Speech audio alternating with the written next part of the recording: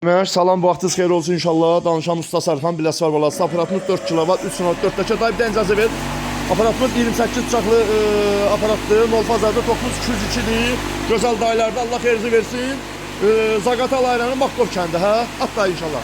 Qarıqdanıb fiyatız. At.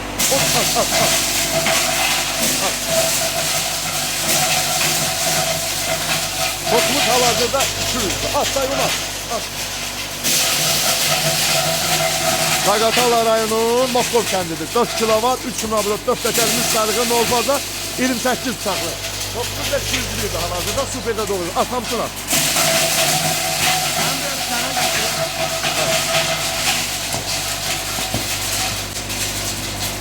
Bakın.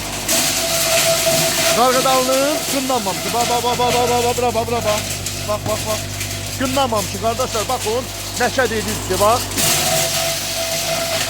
Nəşə dediyizdir bak. Yani qınlanmışın da doğru değil, elə də doğru. Qəsdir. Əla. Xeyir olsun. Döndür.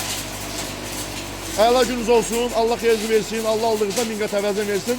Allah danca dəyməsin, malca mülkdə bol bərəkət versin. Nə gətirdi?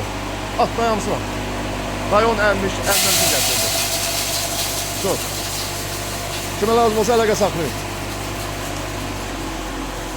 Bir dənə onu aç baxaq hələ dayı, söndürməmişəm. Buna bir dənə baxaq. Bir dənə. Onu istəyən boşaldaq buna, dayı. Buraya boşaldaq, mən video düşsün də. Sizə əziyyət, mənə xəzalət. Baxın, bax gördüyünüz kimi hələ böyük ələk qoymuşuq. Bu nədir? Üstünə qoyduğumuz quzələkdir, 35'lik. Bu da qarıqdanının belənciyi də, baxın. Bu formadasın, bu formada elədir, baxın. Üstünə qoyduğumuz quzələklə. İndi dayıya inşallah balaca ələk verəcəm. Yəni ki, bundan balaca istəyirsən, ya bu yaxşıdır? Bu belə balaca qalır, diri qalır. Allah xeyirinizi versin. Sağ ol. Sağ ol.